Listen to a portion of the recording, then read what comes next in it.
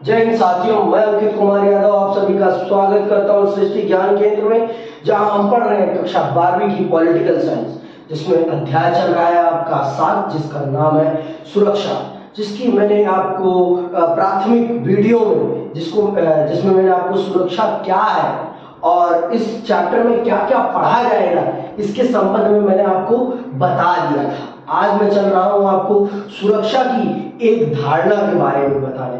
मैंने उस क्लास में आपको बताया था कि सुरक्षा को मुख्य रूप से हमने दो धारणाओं में बांट लिया है, एक है पारंपरिक और एक है अपारंपरिक। तो आज हम चल रहे हैं पारंपरिक सुरक्षा की धारणा को समझने, और यहाँ पर भी सुरक्षा की पारंपरिक धारणा को भी दो भागों में बांटा गया है, एक है बाहरी और एक है आंतरिक। तो उसको हम चल रहे हैं बखूबी समझने और जानने कि क्या है सुरक्षा की पारंपरिक धारणा, और इसके लिए पारंपरिक धारणा की सुरक्षा के लिए हम क्या तरीके अपनाते हैं। तो आइए चलते हैं और विस्तार पूर्वक समझते हैं सुरक्षा की पारंपरिक धारणा को, और उसमें भी पहले हम समझेंगे बाहरी सुरक्षा को। किसको समझेंगे?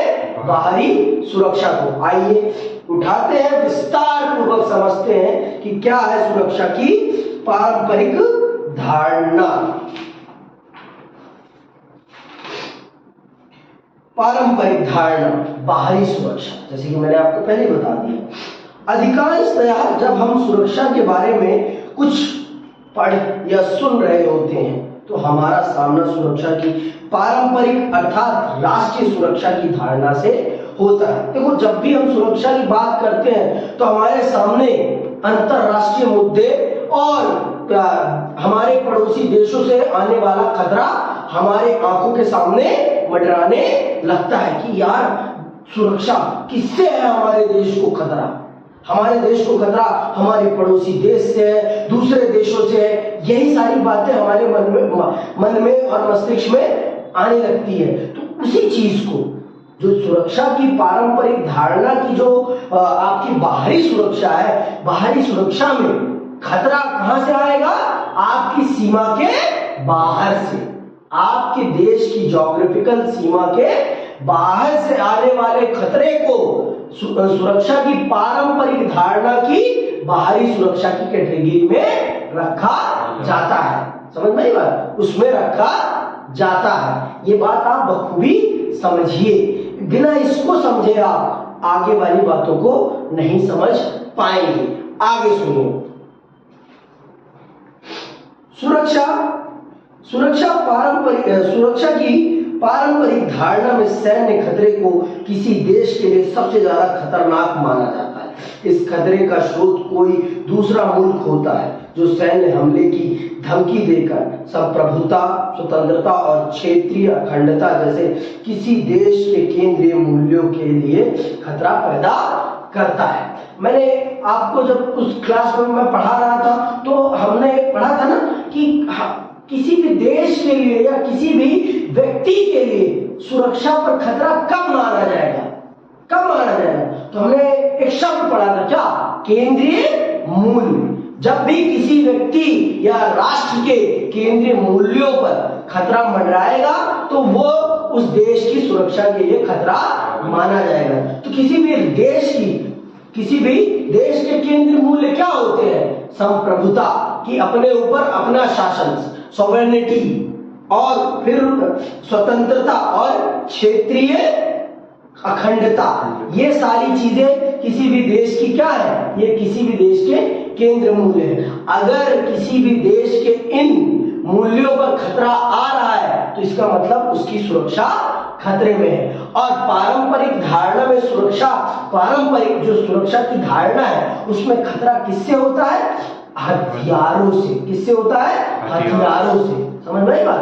पारंपरिक सुरक्षा की धारणा में खतरा किससे है? हमें हथियारों से। और बाहरी सुरक्षा, पारंपरिक सुरक्षा में बाहरी सुरक्षा, इसका मतलब है सीमा के बाहर से आने वाले हथियारों के द्वारा खतरे को यहाँ इंगित किया जा रहा है। समझ में? तो यहाँ बताया जा रहा है कि पारंपरिक सुरक्षा की बाहरी सुरक्षा का अर्थ है कि दूसरी देश की सेना के द्वारा हमारे देश के ऊपर हमला हो सकता है, हमारे देश की स्वतंत्रता को, हमारे देश की संप्रभुता को, हमारे देश की क्षेत्रीय अखंडता को तोड़ा जा सकता है। जैसे मैं आपको एक उदाहरण के माध्यम से समझा देता हूं।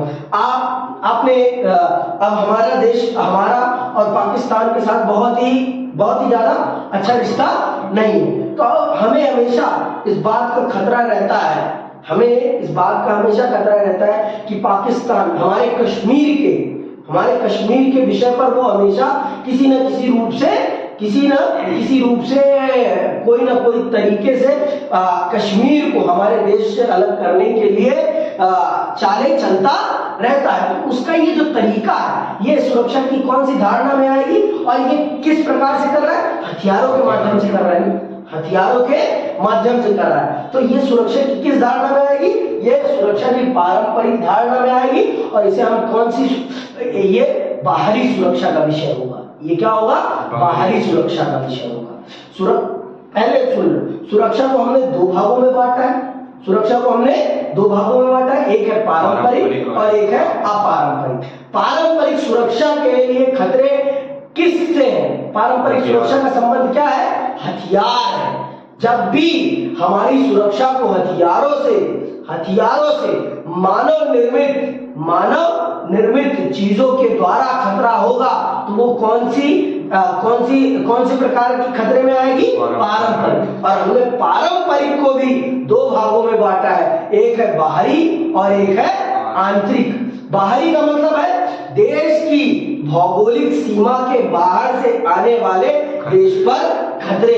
अब आपको मैंने देश के केंद्र मूल्य समझा दिए कि देश के केंद्र मूल्य क्या है? उसकी सोवेरेनिटी, संप्रभुता, स्वतंत्रता और क्षेत्रीय अखंडता।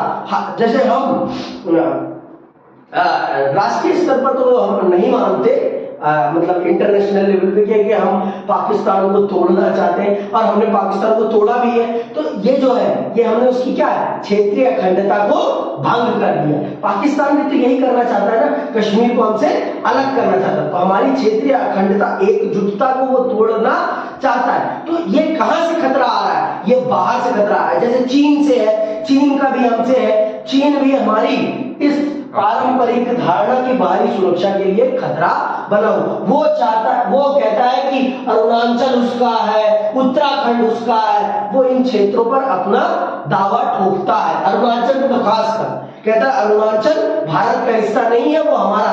तो वो क्या कर रहा है? वो हमारी पारंपरिक सुरक्षा पर बाहरी खतरा बन रहा है। समझ में आई बात? ये है, तो वो हमारी क्षेत्रीय अखंडता को तोड़। तो ये क्या है? ये हमारे देश का क्या है? एक केंद्रीय मूल्य है। मैंने आपको बता दिया, सुरक्षा के लिए खतरा हम तब मानेंगे जब किसी भी राष्ट्र के अथवा किसी भी व्यक्ति के केंद्र मूल्यों पर खतरा आएगा। हर चीज को हम सुरक्षा के लिए खतरा नहीं मानेंगे, लेकिन जब किसी भी व्यक्ति के, किसी भी समाज के केंद्र मूल्यों पर खतरा आएगा तो उसे सुरक्षा के लिए खतरा माना जाएगा। समझ में आई बात इतनी? आगे सुनो। सैन्य कार्रवाई से आम नागरिकों के जीवन को भी खतरा होता है। शायद ही कभी ऐसा होता हो कि किसी युद्ध में सिर्फ सैनिक घायल हो अथवा मारे जाए।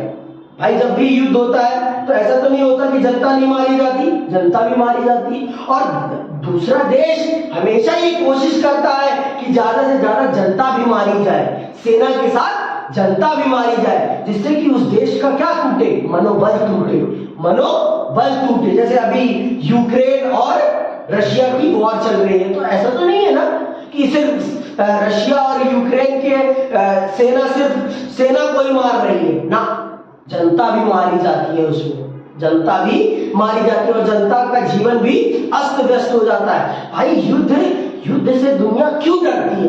क्योंकि युद्ध जब होता है तो विनाश होता है और पूरा समाज खंडित हो जाता है। दूसरे विश्व युद्ध में क्या हुआ है?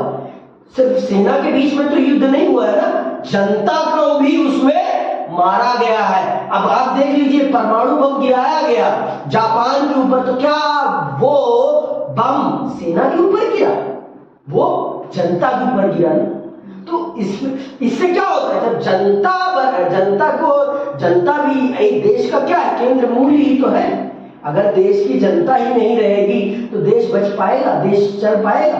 तो ये चीजें हमें समझनी पड़ेगी। बिना हम इन चीजों को समझे हम नहीं कह सकते, हम इन विषयों को नहीं समझ सकते। और छोटे समय में समझना तो बहुत ही बेवकूफी का काम है। इनको समझने के लिए विस्तार पूर्वक चर्चा होनी चाहिए, विस्तार पूर्वक। समझ में आ रही है बात कि नहीं है? आगे सुनो। अक्सर निहत्थे और आम औरत मर्द को जंग का निशाना बनाया जाता है। उनका और उनकी सरकार का हौसला तोड़ने की कोशिश होती है। भाई कोई भी देश आपसे युद्ध कर रहा है तो वो क्या चाहेगा कि आपका हौसला टूट जाए। हौसले पर ही तो युद्ध होता है ना। हमने पाकिस्तान का हौसला ही तो तोड़ा, तभी तो 2 बार उसे युद्ध में हराया, 3 बार, है ना। जब आप किसी का हौसला तोड़ देंगे वो हार जाएगा। तो हौसला तोड़ने के लिए देश की जनता पर भी, दूसरा देश उस देश की जनता पर भी हमला करता है, जिससे कि देश का क्या टूट जाए, हौसला, और वो अपनी हार मान ले, अपनी हार मान ले। समझ में आई बात? तो ये तरीके अपनाए जाते हैं। बुनियादी तौर पर किसी सरकार के पास युद्ध की स्थिति में 3 विकल्प होते हैं। बुनियादी तौर पर जब युद्ध होता है तो युद्ध के समय पे किसी भी देश के पास 3 विकल्प होते हैं। ये 3 विकल्प क्या होते हैं, सुनना बहुत ध्यान से। बाहरी खतरे से बचने के लिए किसी भी देश के पास 3 विकल्प होते हैं। पहला विकल्प सुनो क्या है, आत्मसमर्पण करना तथा दूसरे पक्ष की बात को बिना युद्ध किए मान लेना, अथवा युद्ध से होने वाले नाश को इस हद तक बढ़ाने के संकेत देना कि दूसरा पक्ष सहम कर हमला करने से बाज आए। देखो पहला पक्ष है, पहला तरीका है कि आत्मसमर्पण कर दो, भैया हम नहीं लड़ पाएंगे, हम नहीं लड़ पाएंगे, आप जो कह रहे हैं हम मानने के लिए तैयार है। पर ऐसा तो होता नहीं है ना। सबके अंदर क्या है, स्वाभिमान है। और कोई भी राष्ट्र कितना भी छोटा हो वो अपने स्वाभिमान को कभी नहीं समाप्त करता। वो कहता है कोई बात नहीं, मरेंगे लेकिन लड़कर मरेंगे। या फिर एक दूसरा भी तरीका है, दूसरा तरीका है कि आप सामने वाले को इस प्रकार से भयंकृत कर दें कि अगर तू मुझसे लड़ेगा ना तो मेरा नहीं, तेरा ही सबसे ज्यादा नुकसान होगा, तेरा ही सबसे ज्यादा नुकसान। अपने आप को इतना ज्यादा ताकतवर दिखा दो। दुनिया अमेरिका से लड़ने के लिए तैयार क्यों नहीं होती? क्योंकि अमेरिका ने अपना दुनिया में एक भयंकर सैन्य स्वरूप बना रखा है कि अगर मुझसे लड़ोगे ना तो मैं तुम्हें बर्बाद कर दूंगा, है ना। तो उसने क्या कर रखा है, एक अपनी इमेज क्रिएट कर रखी है कि मेरे से लड़ने का मतलब है अपने आप को बर्बाद करना, मेरे से लड़ने का मतलब है अपने आप को बर्बाद करना। इसीलिए दुनिया उससे लड़ने से कतराती है, उससे कतराती है। आगे सुनो।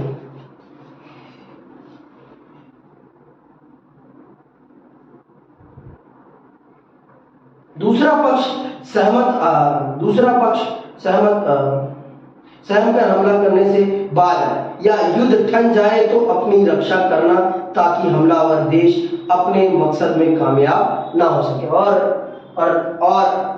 अंत क्या है, अंत है कि आप युद्ध करो और युद्ध में जमकर लड़ो, और जो दूसरा देश है जिस मकसद से आपके ऊपर उसने हमला किया है उस मकसद में उसे कामयाब ना होने दो। जैसे हमने हमेशा पाकिस्तान के साथ किया है, पाकिस्तान ने हम पर हमला किया, हमने भी मुंह तोड़ जवाब दिया है, उल्टा उन्हें उनके घर में घुस के मारा है। तो ये तरीके होते हैं बाहरी पारंपरिक धारणा की बाहरी सुरक्षा से बचने के। पहला तरीका है कि आत्मसमर्पण कर दो, दूसरा तरीका है कि अपनी सैन्य ताकत को इतना ज्यादा जाइंट रिप्रेजेंटेशन दो कि सामने वाला युद्ध करने से पहले ही आपसे डर जाए। आपसे डर जाए कि भाई मैं तो तैयार हूं लड़ने के लिए, अगर तू अपना नुकसान सहने के लिए तैयार है तो आजा मैदान में, मुझे कोई दिक्कत नहीं है। और तीसरा क्या है? तीसरा ये तरीका है कि युद्ध हो जाए तो फिर युद्ध जमकर करो और सामने वाले को उसके मंसूबे में कामयाब होने मत दो। ये तीन तरीके हैं, ये तीन तरीके हैं सुरक्षा की पारंपरिक धारणा की बाहरी सुरक्षा से बचने के तीन तरीके हैं। इस प्रकार से आप अपने देश के केंद्र मूल्यों को सुरक्षित करते हैं। पहला तरीका तो कोई नहीं अपनाता जल्दी से, कोई भी अपने आत्म स्वाभिमान से छेड़छाड़ करना पसंद नहीं करता। सबको अपना आत्म स्वाभिमान बहुत पसंद होता है। समझ में आई बात? आगे सुनो इसी के साथ। और पीछे हट इस कारण सुरक्षा नीति ये नीचे युद्ध में कोई सरकार भले ही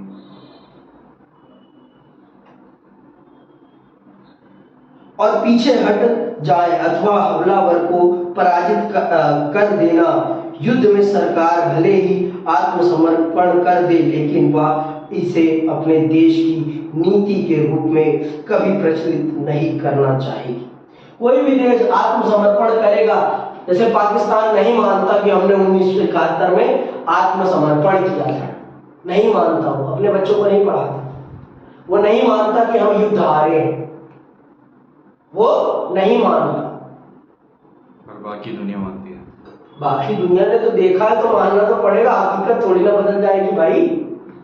हकीकत तो यही है कि उसके 71,000 सैनिकों ने भारत की सेना के सामने आत्मसमर्पण किया, वो तो हकीकत है, अब वो नहीं मानते। समझ में बात? कोई भी देश आत्मसमर्पण तो नहीं करता जल्दी से, युद्ध के से पहले, युद्ध के बाद करेगा आत्मसमर्पण, लेकिन युद्ध से पहले आत्मसमर्पण नहीं करता। ये बात आप जान लीजिए। युद्ध तो करता ही करता है, क्योंकि भाई उसकी कौम फिर उस पर क्या थूकेगी, उसकी कौम उस पर थूकेगी कि बिना युद्ध करे ही इन्होंने हार मान ली, बिना युद्ध करे ही उन्होंने हार मान ली।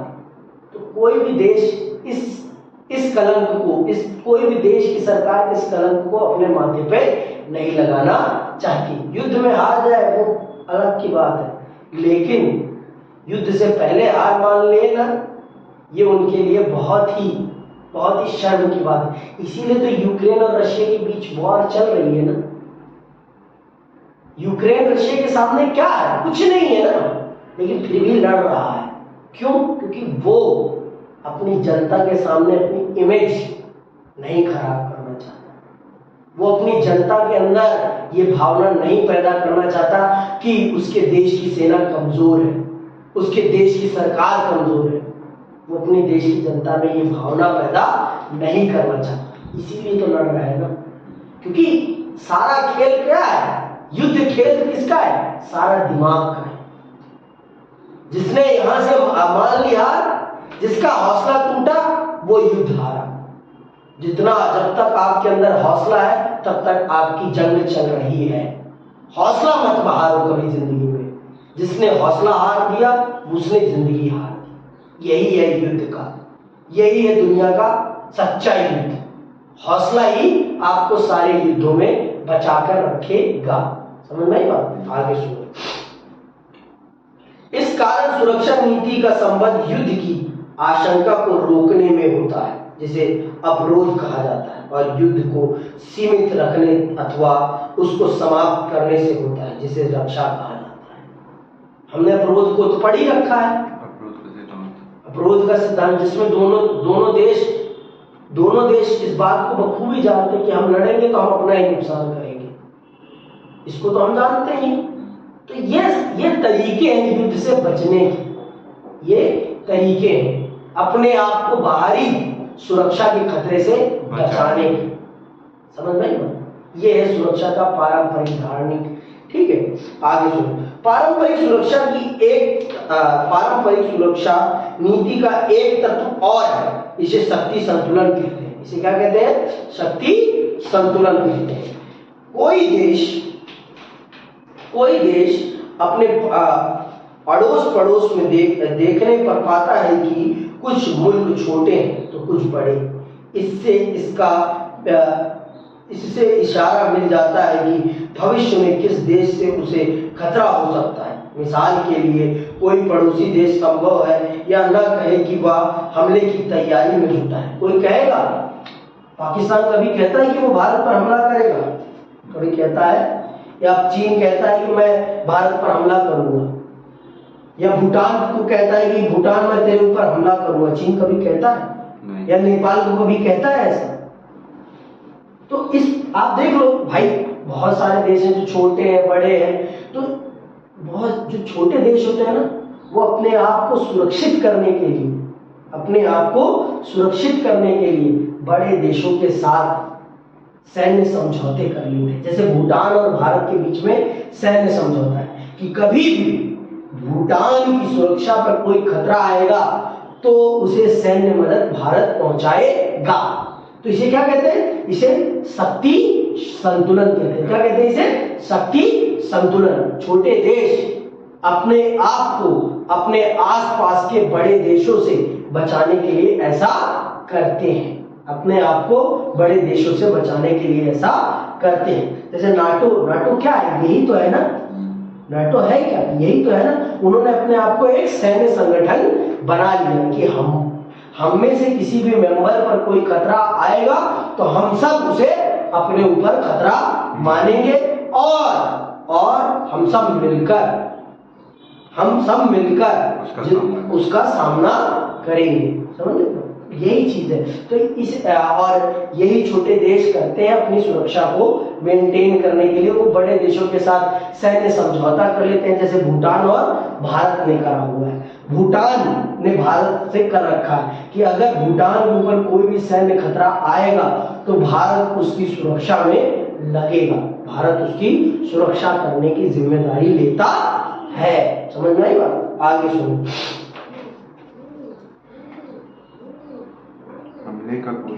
हमले का कोई प्रकट कारण भी नहीं जान पड़ता हो, फिर भी यह देखकर कि कोई देश बहुत ताकतवर है या भापा जा सकता है कि भविष्य में वह हमलावर हो सकता है।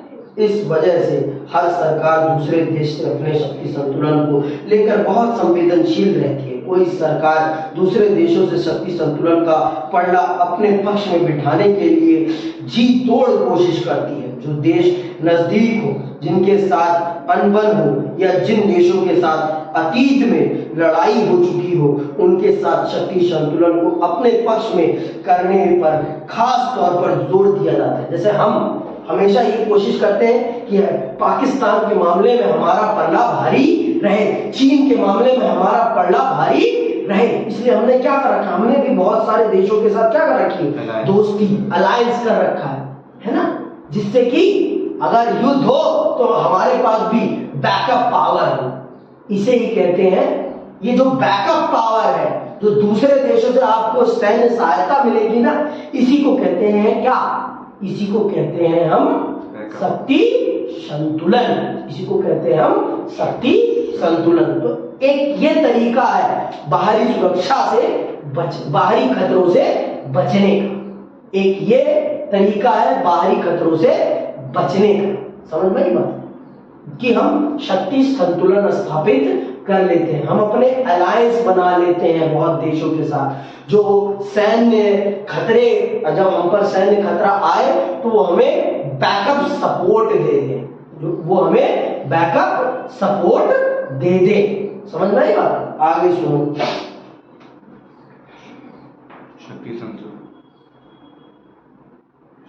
शक्ति संतुलन बनाए रखने की यह कवायद ज्यादातर अपनी सैन्य शक्ति बढ़ाने की होती है, लेकिन आर्थिक और प्रौद्योगिकी की ताकत भी महत्वपूर्ण है, क्योंकि सैन्य शक्ति का यही आधार है।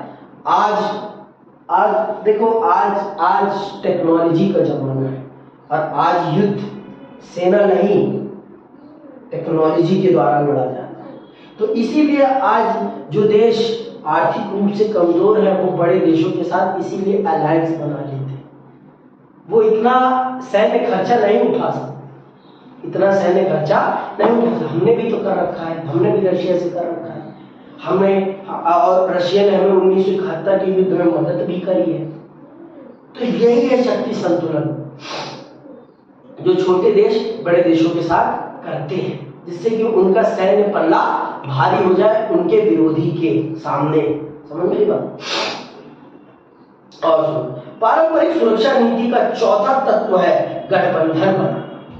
गठबंधन बनाना, गठबंधन में कई देश शामिल होते हैं और सैन्य हमले को रोकने अथवा उससे रक्षा करने के लिए संवेद कदम उठाते हैं। अधिकांश गठबंधनों को लिखित संधि से एक औपचारिक रूप मिलता है और ऐसे गठबंधनों को यह बात बिल्कुल स्पष्ट रहती है कि खतरा किससे है। किसी देश अथवा गठबंधन की तुलना में अपनी ताकत का असर बढ़ाने के लिए देश गठबंधन बनाते हैं।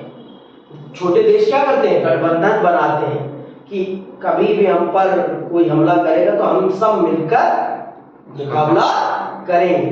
और उन्हें पता भी होता है उनको किससे खतरा है, उन्हें पता भी है कि उनको किन दूसरे देशों से खतरा है, उन्हें इस बात का बखूबी पता होता है। ऐसा नहीं होता कि उन्हें नहीं पता होता, उन्हें बखूबी पता है कि किस देश से हमें खतरा है। आगे सुनो।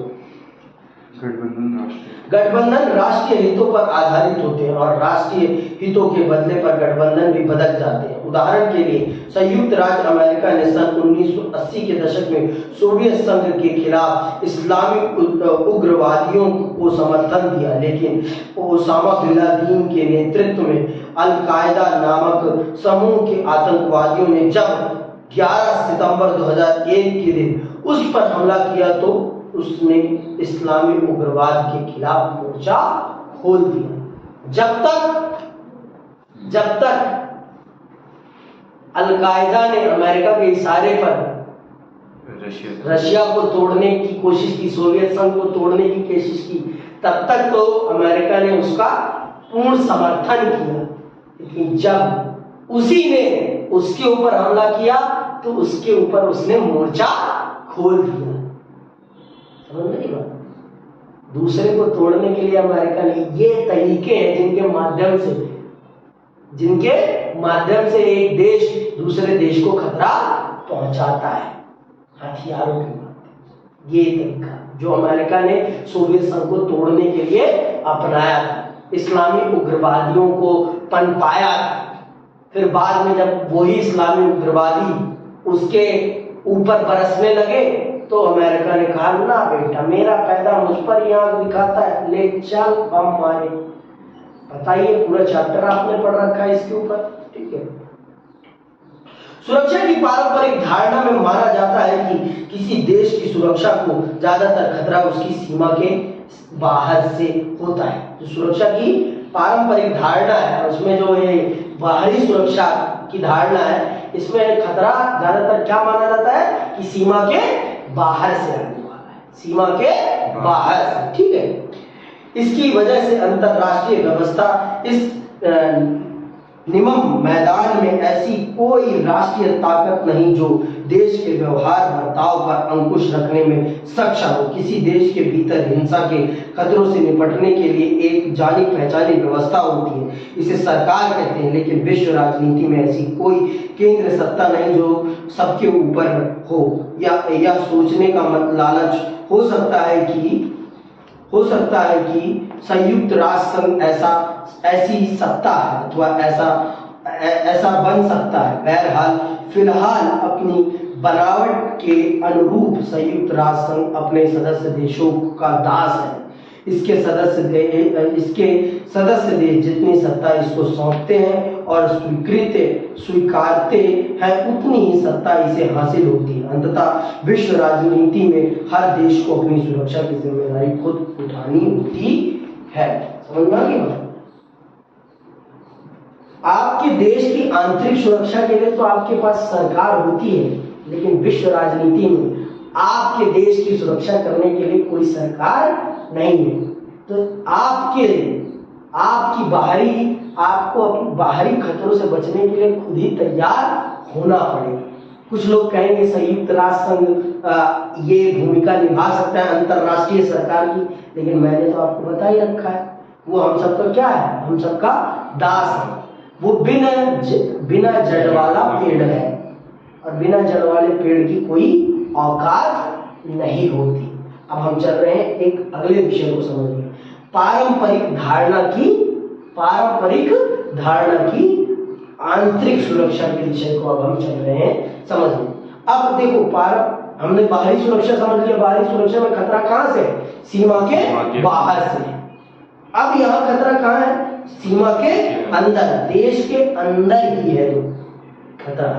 और यहाँ देखो पारंपरिक धारणा का संबंध किससे, हथियारों से। तो देश के अंदर भी तो हथियार हो सकते हैं ना, देश के अंदर भी कुछ गुट हो सकते हैं जो देश को अंदर से ही तोड़ने की कोशिश करें, जैसे हमारे देश में भी है खालिस्तानी लोग हैं, है ना, जो भारत के एक क्षेत्र को भारत से अलग करना चाहते हैं।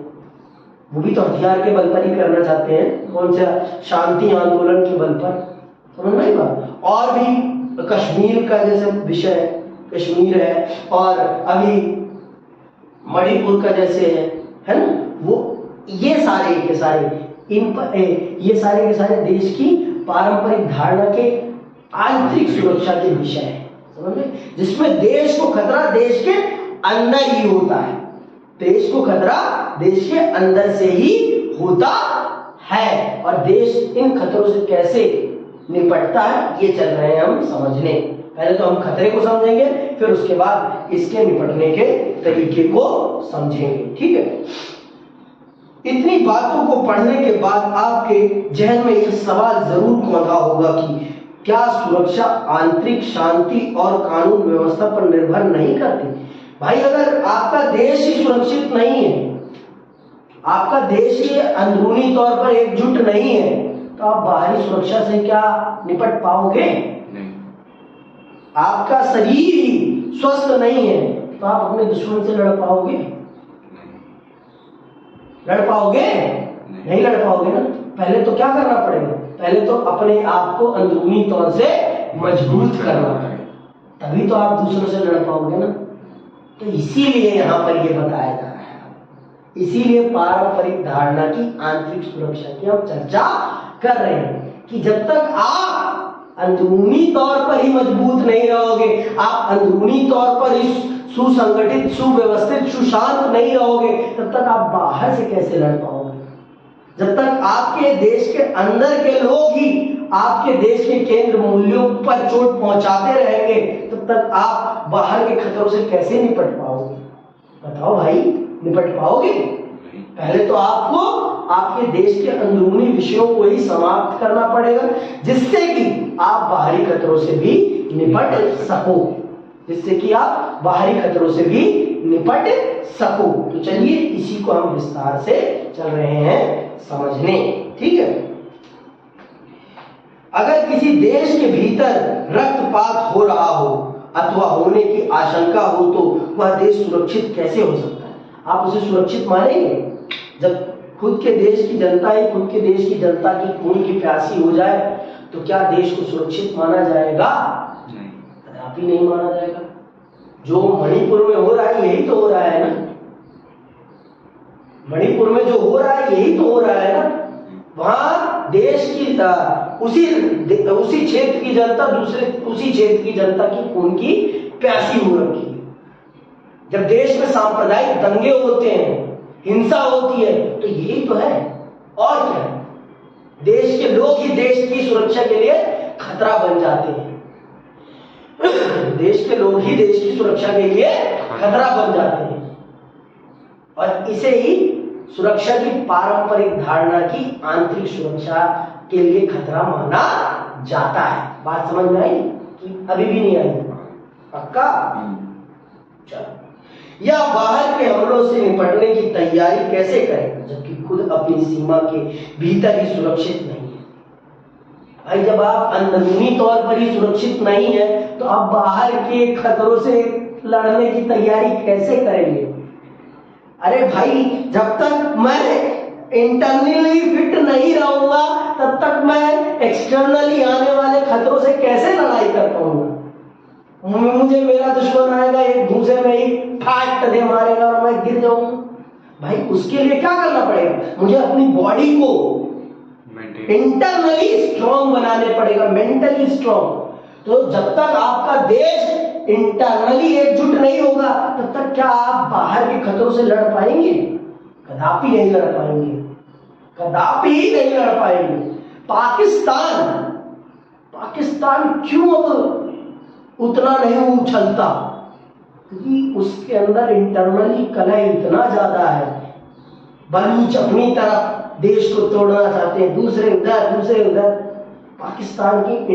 पाकिस्तान में इंटरनली सुरक्षा तो है ही नहीं। खुद की जनता ही खुद को मार रही है। उनके देश में ये है।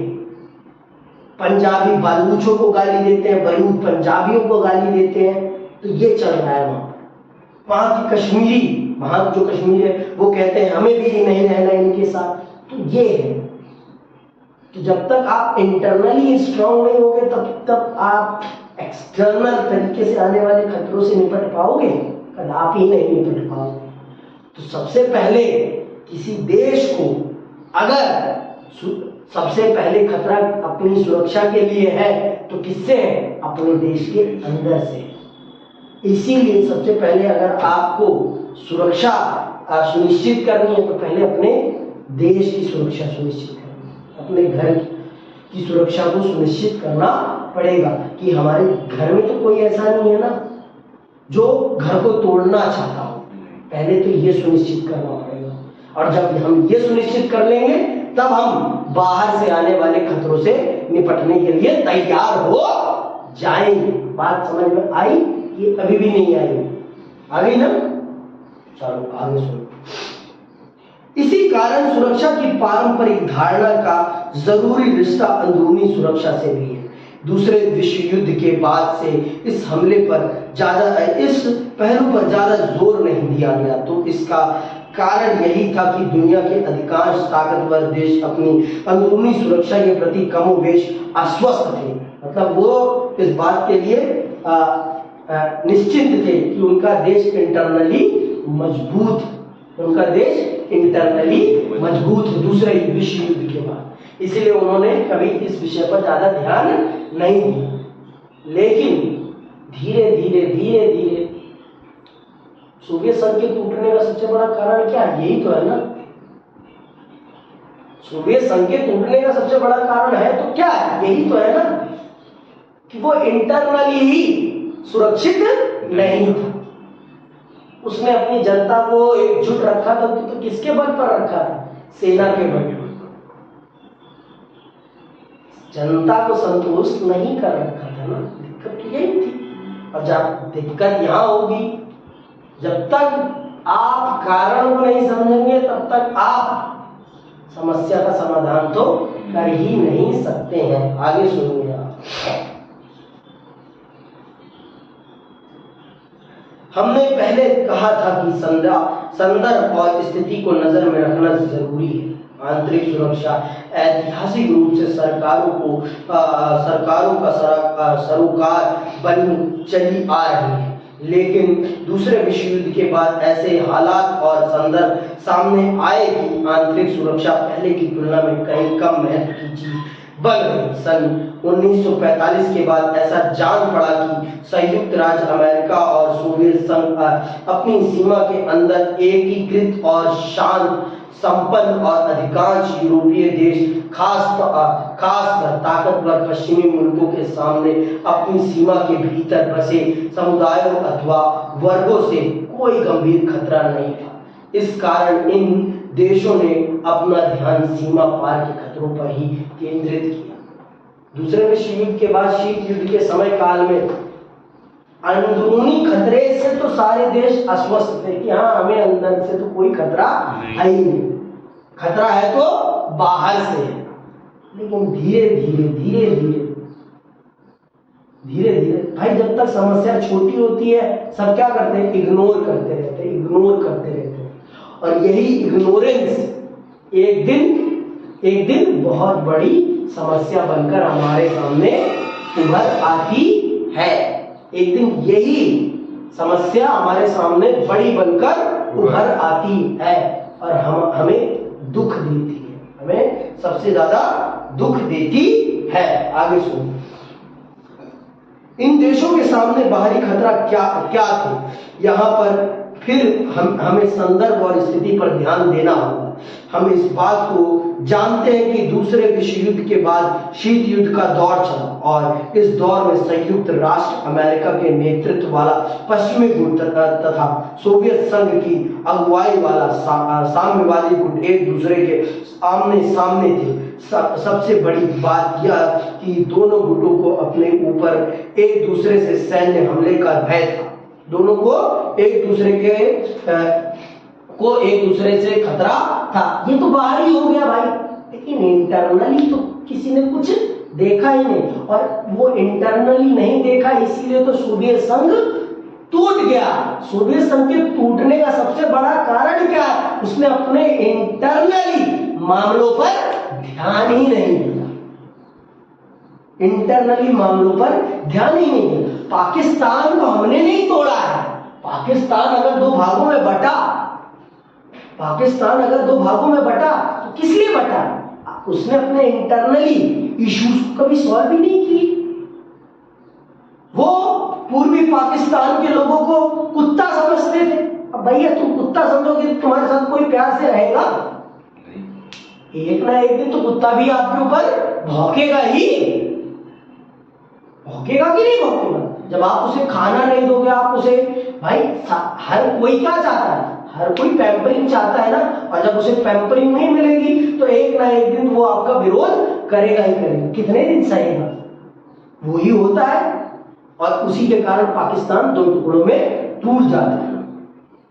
आप अपने इंटरनल इश्यूज को नहीं सही से मैनेज करोगे तो आप टूट जाओगे। अब हम अपने देश के राज्यों का ही उदाहरण ले लेते हैं। उत्तर प्रदेश से उत्तराखंड अलग क्यों हुआ? क्योंकि उत्तर प्रदेश सरकार उत्तराखंड के क्षेत्रों को सही से मैनेज नहीं कर रही थी। इसीलिए उत्तराखंड की जनता ने आवाज उठाई और अपने आप को एक अलग राज्य बनाया। और यहां पर भी देख लो, ये तेलंगाना आंध्र प्रदेश से अलग क्यों हुआ? यही तो कारण है ना, यही तो कारण है ना, और तो कोई कारण नहीं है ना, कि इनके बीच में इंटरनली एक दूसरे से ये सेटिस्फाई नहीं थी, जिस कारण से इन्होंने कहा कि भैया मैं अब आपके साथ नहीं रह सकता। यही टूटने का कारण होता है। इस बात को समझना हमारे लिए बहुत जरूरी है। अब यही पंजाब, हरियाणा, हिमाचल को ही ले लो, क्योंकि ये जब तक आप एक दूसरे को एक साथ रखने की कोशिश नहीं करोगे तो टूट जाओगे। इंटरनली सबसे ज्यादा मजबूत होना किसी भी देश के लिए बहुत जरूरी है। और शीत युद्ध के समय काल में सारे देश निश्चिंत थे कि हमें अंदरूनी खतरा तो है ही नहीं, लेकिन जैसे जैसे शीत युद्ध धीरे कम होता गया, वैसे ही वैसे उन्हें अपने इंटरनली खतरे दिखाई पड़ने लग जाते हैं। सुनो, इसके अतिरिक्त कुछ यूरोपीय देशों को अपने उपनिवेशों में उपनिवेशीकृत जनता से खून खराबे की चिंता सता रही थी। अब ये लोग आजादी चाहते थे। इस सिलसिले में हम याद करें कि 1950 के दशक में फ्रांस और वियतनाम, अथवा सन 1950 और 1960 के दशक में ब्रिटेन को केन्या में जूझना पड़ा। समझ में आएगा? अब भैया जब जनता जागरूक होगी तो जहां आपने देशों को गुलाम बनाया, वो भी चाहेंगे कि अब हमें आपकी गुलामी में नहीं रहना। साफ बात है, छोड़ो या मरो, यही होगा, जूझेगा ही। हमने भी तो जूझे, हम भी तो जूझे। अगर हम इंटरनली शांत होते तो क्या हमें ब्रिटेन कभी छोड़कर जाता? हम अगर उसका विरोध नहीं करते तो क्या वो हमें कभी छोड़कर जाता? हमें गुलामी से कभी आजाद होने देता? तो इंटरनली हमने क्या करा? इंटरनली हमने खतरा दिखाया उसको कि हम तेरी सत्ता को स्वीकार नहीं करते, तभी तो उसने हमें आजाद किया ना। अगर हम चुपचाप उसके अत्याचारों को सहते रहते तो फिर क्या होता? आज भी हम गुलाम ही होते। समझ में आई बात? अगर आपको अपनी गुलामी की जंजीरें तोड़नी है तो आपको विरोध तो करना पड़ेगा। बिना विरोध करे आजादी नहीं मिलती। और ये जब अंदरूनी तौर पर विरोध होता है, इसी को सुरक्षा की पारंपरिक धारणा की आंतरिक सुरक्षा का खतरा माना जाता है, जो सीमा के अंदर होता है, आगे सुनिए। उपनिवेशों ने 1940 के दशक में उत्तरार्ध से आजाद होना शुरू किया और उनके सुरक्षा सरोकार अक्सर यूरोपीय ताकतों के समान ही थे। कुछ नव स्वतंत्र देश यूरोपीय ताकतों के समान शीत युद्धकालीन गुटों में एक न एक के सदस्य बन गए। ऐसे में इन देशों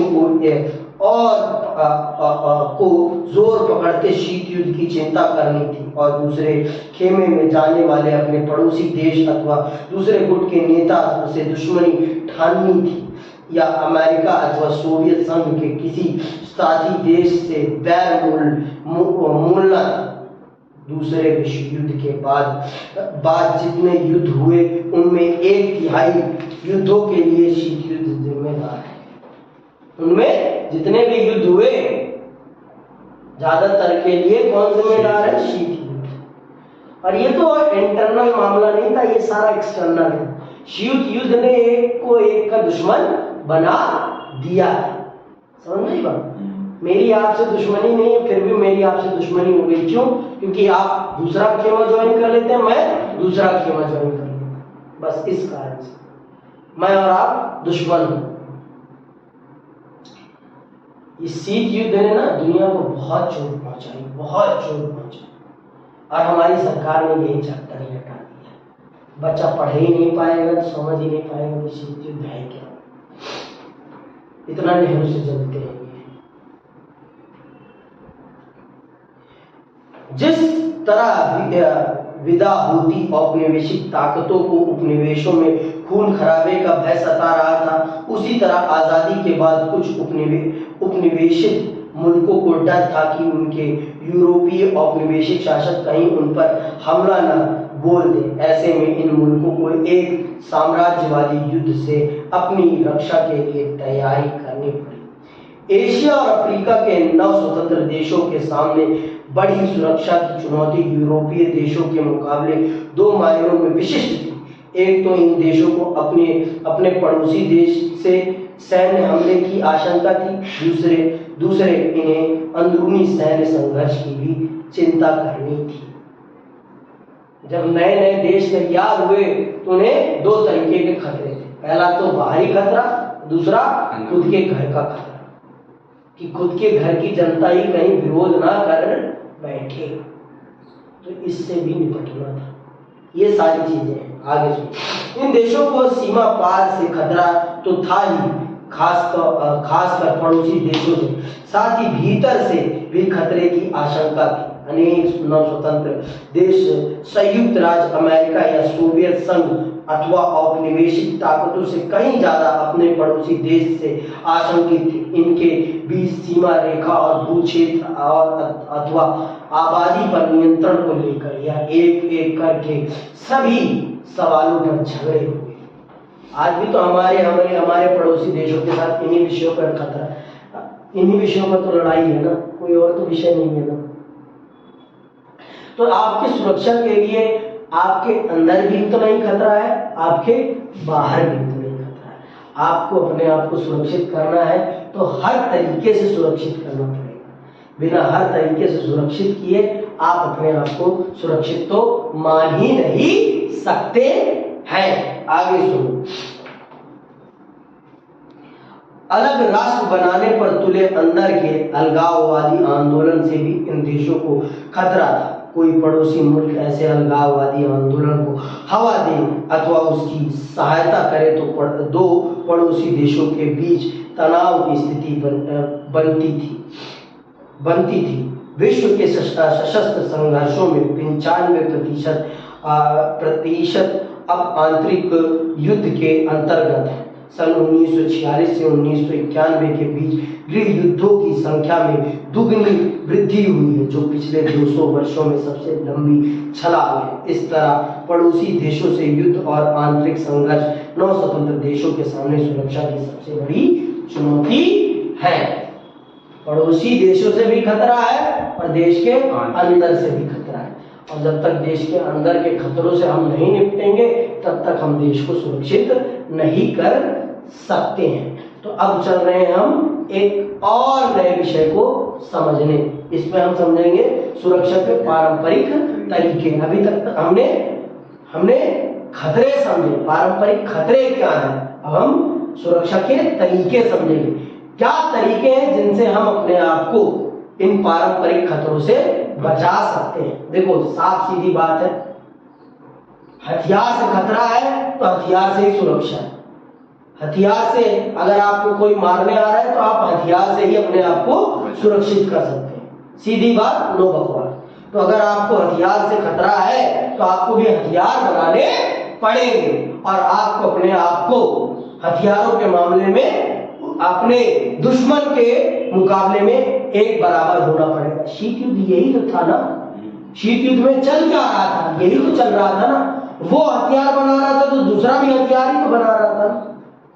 ये पारंपरिक सुरक्षा का अगर सबसे आपको स्पष्ट उदाहरण देखना तो शीत युद्ध को देख लो। शीत युद्ध में क्या चल रहा था, वो हथियार बना रहा था पारंपरिक सुरक्षा से बचने के लिए, तो वो भी हथियार बना रहा था। पारंपरिक सुरक्षा में खतरा भी उसी से है और सुरक्षा भी उसी से है। खतरा भी हथियार है तो सुरक्षा भी हथियार ही है, कुछ और नहीं है। तो यही चल रहे हैं विस्तार से समझने। चलिए समझ लेते हैं सुरक्षा के पारंपरिक तरीके। क्या है सुरक्षा के पारंपरिक तरीके? सुरक्षा की पारंपरिक धारणा में स्वीकार किया जाता है कि हिंसा का इस्तेमाल यथासंभव सीमित होना चाहिए। युद्ध के लक्ष्य और साधन दोनों से इसका संबंध है। न्याय युद्ध की यूरोपीय परंपरा का ही यह परिवर्तित विस्तार है कि आज लगभग पूरा विश्व मानता है कि किसी देश को युद्ध उचित कारणों यानी आत्मरक्षा अथवा दूसरे को जनहानि से बचाने के लिए ही करना चाहिए। इस दृष्टिकोण के अनुसार किसी युद्ध में युद्ध साधनों का सीमित इस्तेमाल होना चाहिए। युद्धरत सेना को चाहिए कि वह संघर्ष विमुख शस्त्र निहत्थे व्यक्ति अथवा आत्मसमर्पण करने वाले शत्रु को ना मारे। ये उम्मीद की जाती है, ये उम्मीद ही की जाती है, ऐसा होता नहीं है कि कोई निहत्था है, कोई कमजोर है, कोई ये है। तो आज के टाइम पे ये नहीं होता। जब युद्ध होता है ना तो सबको मारा जाता है, सबको बकरे की तरह काट दिया जाता है। सिद्धांत तो बहुत बड़े बड़े हैं, सिद्धांतों की बात नहीं करना। हकीकत में जब युद्ध होता है, आप देख लो, जब सांप्रदायिक दंगे होते हैं तो क्या बच्चे नहीं मारे जाते? बच्चों को तो पता भी नहीं होता कि मेरा ये धर्म है, मेरा ये धर्म ये कहता है। पता होता है, वो भी तलवार और बंदूक के निशाने पर आते हैं। और जब युद्ध होता है तो दूसरी सेना ये नहीं देखती कि ये बच्चा है, ये बड़ा है, ये बूढ़ा है, ये महिला है, वो सबको ठोकते हैं। उम्मीद तो की जाती है, सिद्धांत बना रखा है हमने कि युद्ध करना है तो सिर्फ तभी करना है, पहले तो आत्मरक्षा के लिए और दूसरा कि किसी जनहानि को रोकने के लिए। ऐसा नहीं होता। पाकिस्तान ने जब भी भारत पर हमला किया है, क्या ये कारण थे एक भी बार? या चीन ने जब भारत पर हमला किया तो क्या तब ये कारण थे?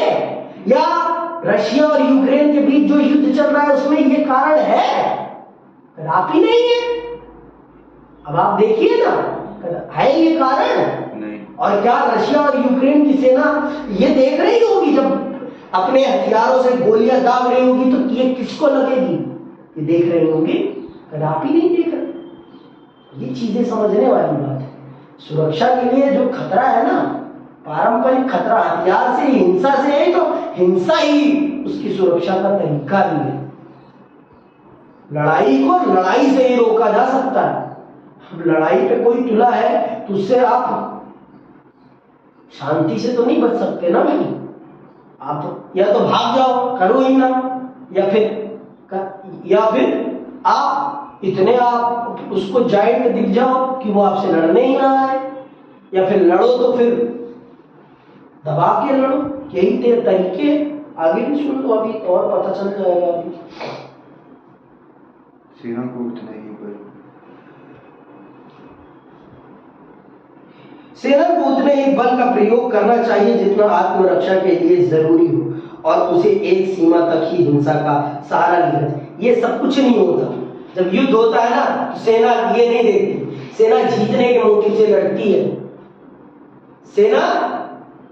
सेना इस मोटिव से नहीं लड़ती कि हमें सिद्धांत का पालन करना है। पाकिस्तान देश की सेना तो खास तौर है।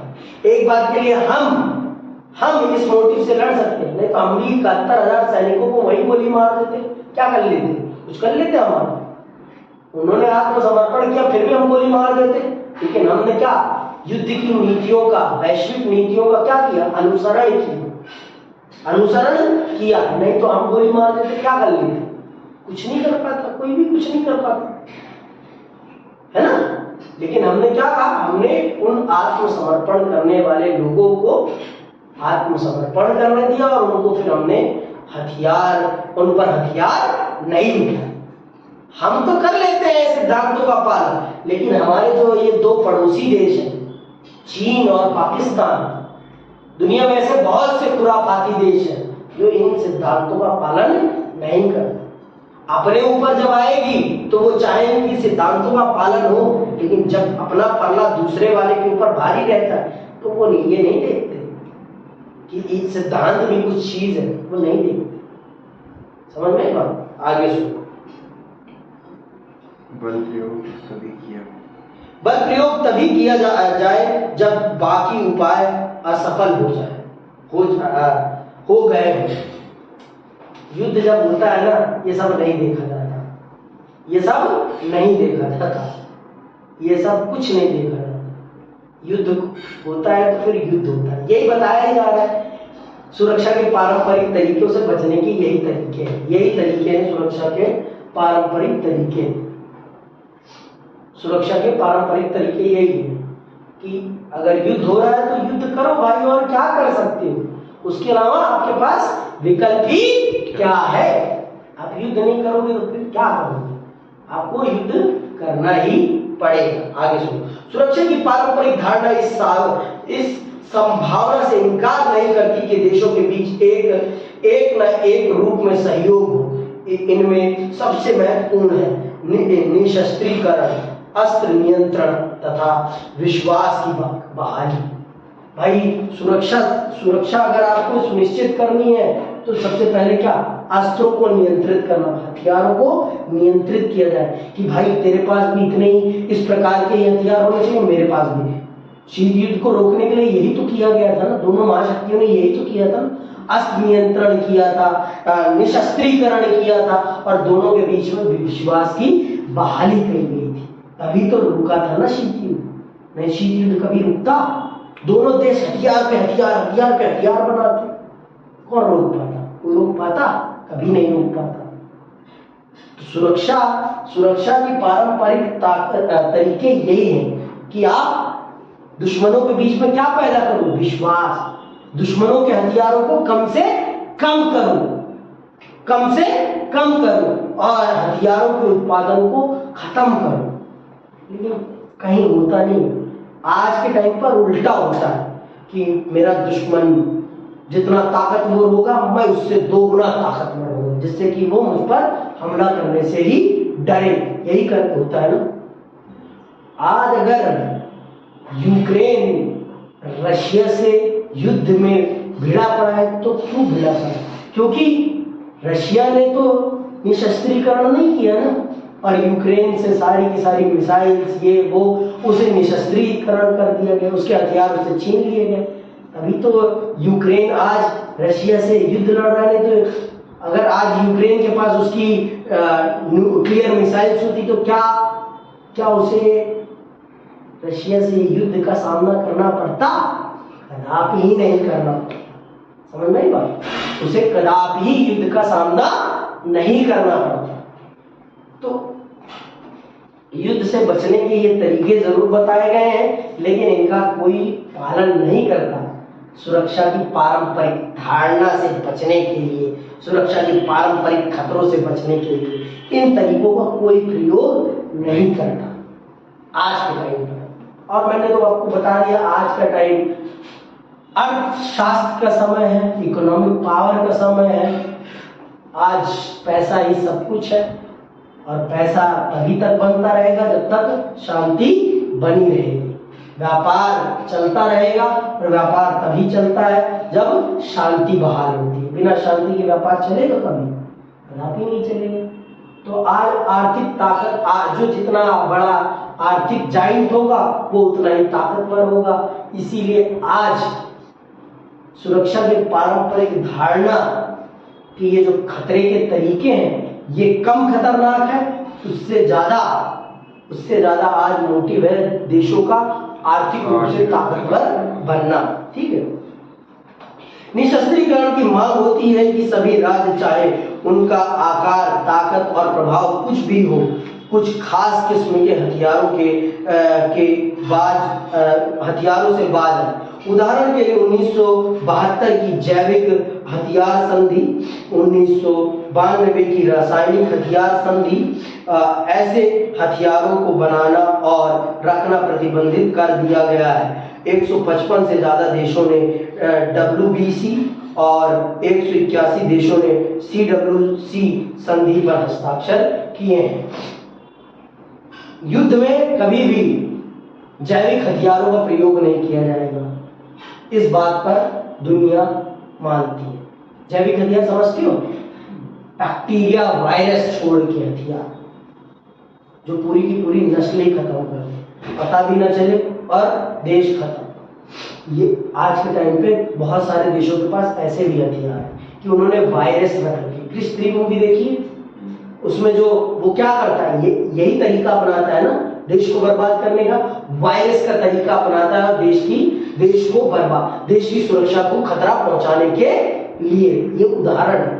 तो आज के टाइम पर विश्व के बहुत सारे देशों ने इस प्रकार के हथियारों के प्रयोग पर मनाही कर रखी है कि हम युद्ध में कभी भी उतरेंगे तो ये वाला हथियार कभी भी प्रयोग नहीं करेंगे। और CWC केमिकल वेपन्स कि हम कभी भी युद्ध में केमिकल वेपन्स का भी यूज नहीं करेंगे।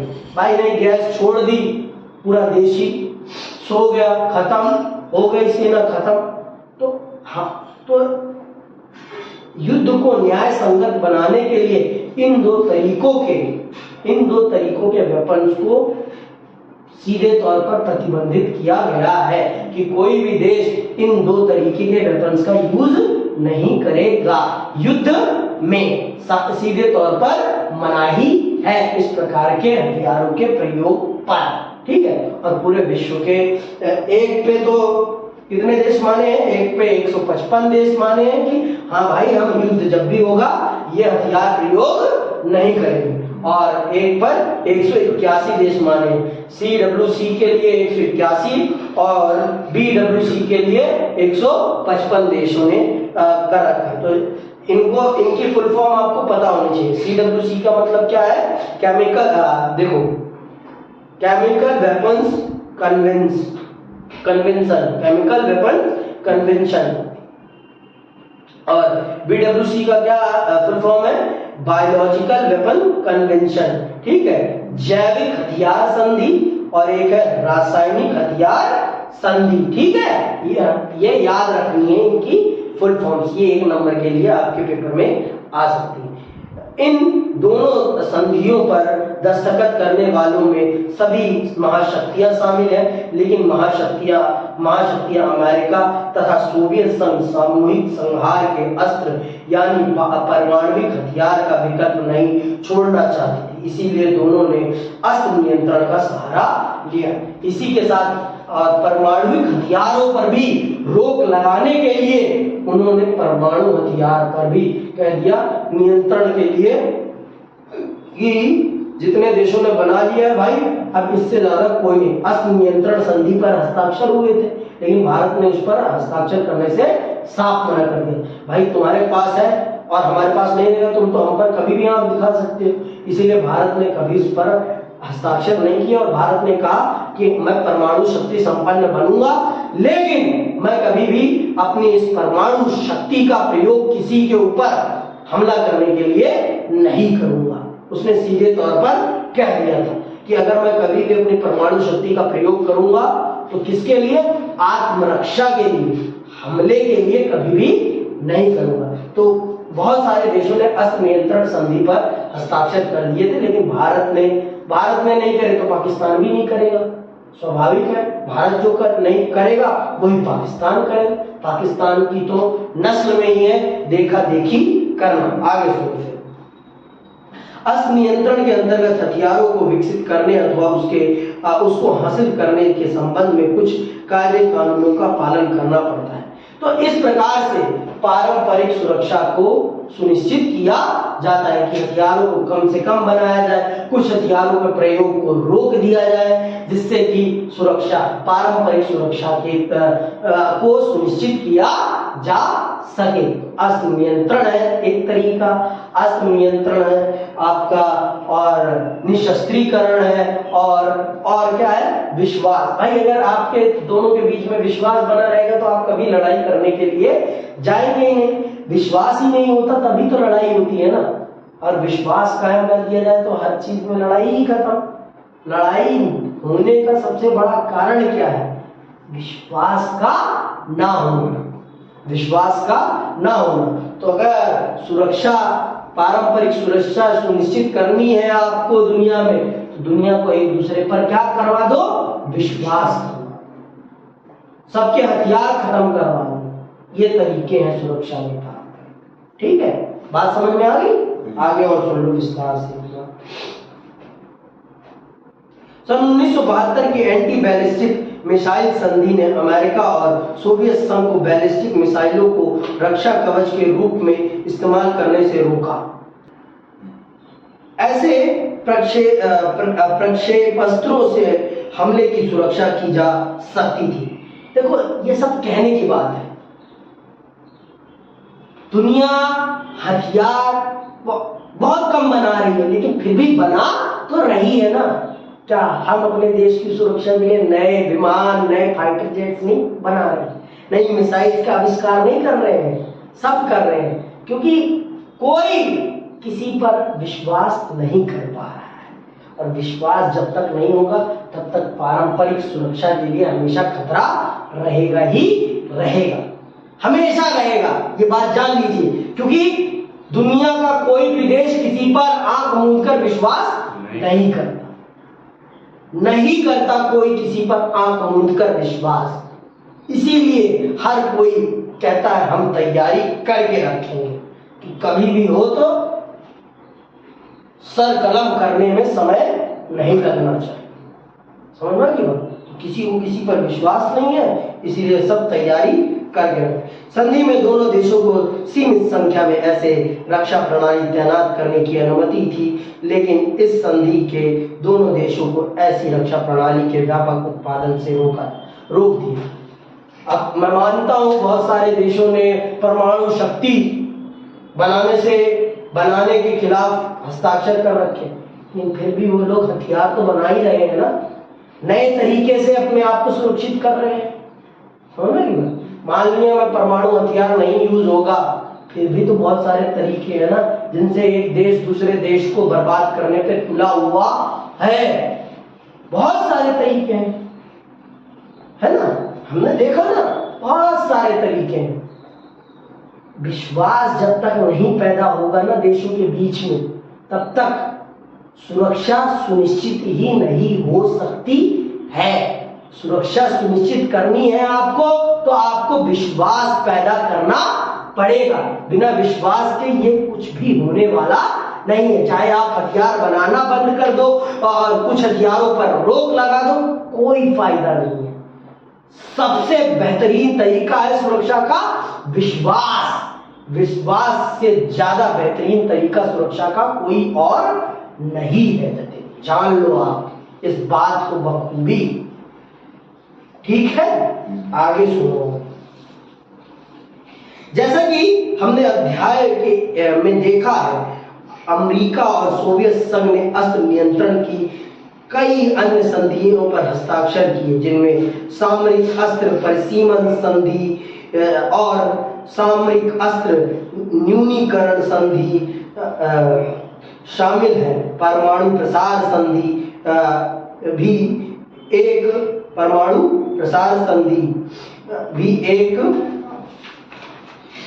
अर्थ में अस्त्र नियंत्रण संधि ही थी, क्योंकि इससे परमाणु हथियारों के उत्सर्जन को कायदे कानून के दायरे में ला खड़ा किया।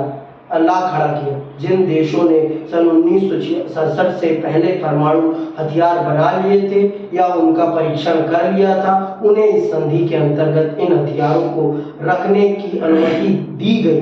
जो सन 1966 तक ऐसा नहीं कर पाए थे, उन्हें ऐसे हथियारों को हासिल करने के अधिकार से वंचित किया।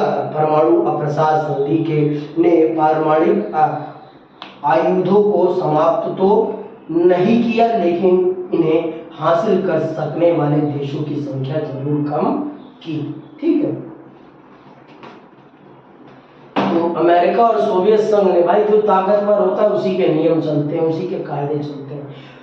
तो इन्होंने कह दिया साफ साफ कि 1967 से पहले जिसने भी परमाणु हथियार बना लिए हैं या उनका परीक्षण कर लिया है, वही परमाणु हथियार अपने पास रख सकते हैं, लेकिन उनके लिए कुछ नियम और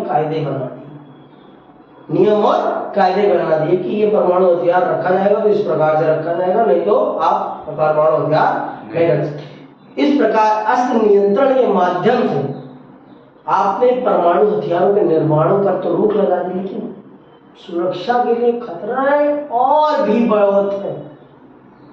एक तरीके से ये कर दिया इन्होंने कि परमाणु हथियार संपन्न देशों की संख्या को बहुत कम कर दिया, जिससे कि सुरक्षा का खतरा थोड़ा सा, सुरक्षा पर पारंपरिक सुरक्षा का जो खतरा एक बहुत व्यापक था, उसको थोड़ा सा कम कर दिया। लेकिन खतरा कम नहीं हो गया है, और दूसरे तरीके के तो हथियार देश बना ही रहे हैं, रिसर्च चल रही है, हथियार बन रहे हैं, बहुत सारे तरीके। और जब युद्ध होता है जतिन, तो मैं आपको कह देता हूँ, कोई नियम नहीं मानता, कोई किसी भी प्रकार का नियम नहीं मानता। सब सारे नियमों को ताक पे रखते हैं और सिर्फ एक उद्देश्य से युद्ध लड़ते हैं, जीतना है। जीतने से ज्यादा कुछ नहीं होता। सारे के सारे सिद्धांत किताब पे लिखे रह जाते हैं, कोई उन सिद्धांतों का पालन नहीं करता। युद्ध के समय खास तौर पर युद्ध जब होता है तो कोई किसी भी प्रकार का सिद्धांत नहीं देखता है, सिर्फ युद्ध लड़ता है, और युद्ध इस प्रकार का लड़ता है कि सिर्फ जीत होनी चाहिए। फिर वो कैसे भी हथियार प्रयोग करता है, कुछ नहीं देखता। समझ में आई बात? आगे सुनो, ठीक है। सुरक्षा की पारंपरिक धारणा में यह बात भी मानी गई है कि विश्वास बहाली के उपायों से देशों के बीच हिंसाचार कम किया जा सकता है। भाई सबसे बेहतरीन तरीका तो यही है कि विश्वास बहाली करा दी जाए, विश्वास पैदा कर दिया जाए सबके साथ, जिससे कि खतरा ही समाप्त। पर यही तो नहीं हो पाता, तो अगर जब भी आप आंसर लिखें पारंपरिक सुरक्षा के तरीके, तो सबसे पहला पॉइंट विश्वास को ही रखना, फिर उसके बाद अस्त्र नियंत्रण, निशस्त्रीकरण को रखना। सबसे पहले विश्वास को रखना कि सुरक्षा के पारंपरिक तरीके को अगर स्थापित करना है दुनिया में, तो दुनिया में विश्वास को कायम करिए आप। विश्वास अगर कायम हो जाएगा तो दुनिया में खतरे नाम की चीज ही नहीं रहेगी। मुझे आप पर विश्वास हो जाए, आपको मुझ पर विश्वास हो जाए कि मैं आप पर हमला नहीं करूंगा, आप मुझ पर हमला नहीं करें, आप मेरे खिलाफ कोई षड्यंत्र नहीं रचेंगे, मैं आपके खिलाफ कोई षड्यंत्र नहीं रचूंगा। बस यही हो जाए तो सारी समस्या ही समाप्त हो जाए। लेकिन यही तो नहीं हो पाता, जिस कारण से दुनिया हथियारों का निर्माण करती है। समझ में आई बात? यही अगर हो जाता अपने और पाकिस्तान के बीच में, तो हमें इतनी ज्यादा सेना खड़ी करनी पड़ती, इतनी ज्यादा सैनिकों की जान को जोखिम में डालना पड़ता? कदापि नहीं। यही तो नहीं है ना, इसीलिए तो हमें सेना खड़ी करनी पड़ेगी। समझ में आई बात?